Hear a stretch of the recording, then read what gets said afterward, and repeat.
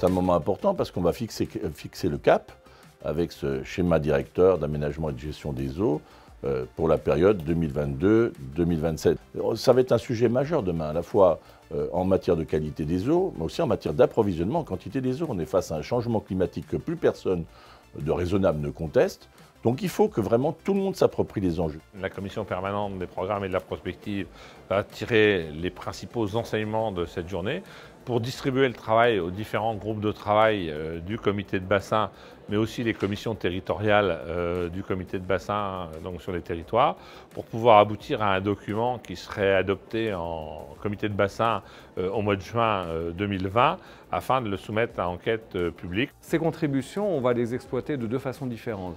Tout d'abord, on va les mettre à disposition de l'ensemble des participants de la journée d'aujourd'hui. Et puis le deuxième niveau, c'est dans la rédaction elle-même.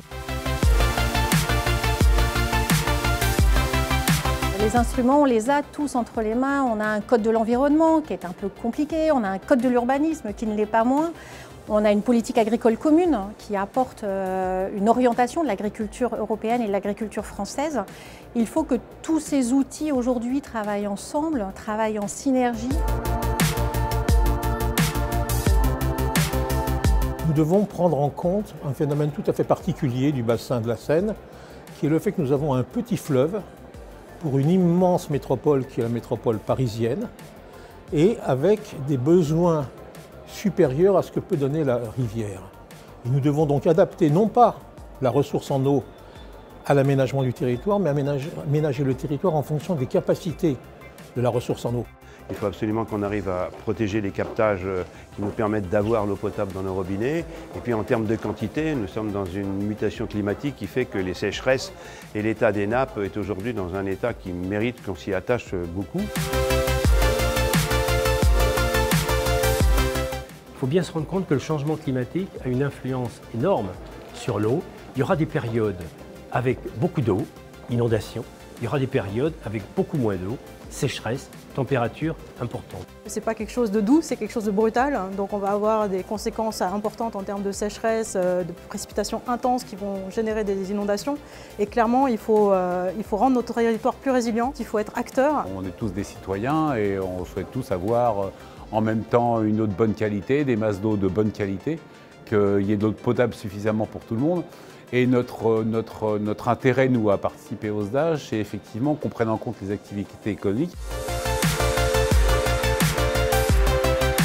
Éviter de perdre l'eau qui nous tombe du ciel et donc avoir une infiltration maxima sur place. Nous avons deux ressources, eau, biodiversité. Donc travaillons tous ensemble sur le cycle de l'eau, sur les trames vertes, les trames bleues, parce que tout ça fait un maillage du territoire, un filet de sécurité vis-à-vis des atteintes du changement climatique. Il y a une chose qui est très importante, c'est la reconquête de ce qu'on appelle l'hydromorphologie. C'est-à-dire qu'à travers ce profil des cours d'eau, on va effectivement avoir de nouvelles espèces qui vont revenir. Ce sont des indicateurs qui montrent que finalement, on va reconquérir les cours d'eau et avoir une eau de qualité. L'amélioration de l'eau peut être travaillée par nos pratiques.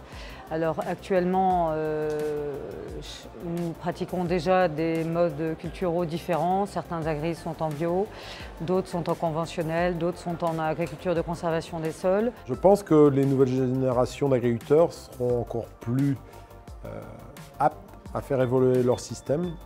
Par le passé, on était plutôt quand même enseigné dans un système plutôt unique. Et c'est ça qui, pour certains agriculteurs, sont difficiles à remettre en cause leur système. Si on remet des haies ou si on favorise l'agroforesterie avec la mise en place d'arbres ou d'arbustes, eh bien c'est des bénéfices multifonctionnels que l'on peut avoir, à la fois contre l'érosion et le ruissellement, pour la biodiversité et donc au final pour une meilleure qualité d'eau. Quand on comprend, on écoute les autres et qu'on comprend leurs problématiques, eh bien on avance. Et moi je trouve remarquable sur ce comité de bassin, enfin sur ce bassin, c'est qu'en fait en quelques années, on a réussi à progresser, à tous s'écouter et à trouver un chemin commun. Vous savez, on a une responsabilité majeure. Moi, je pense chaque fois à nos enfants et dans ce contexte, préparer notre avenir avec les contraintes devant lesquelles nous sommes placés, c'est aussi notre responsabilité, c'est une responsabilité collective.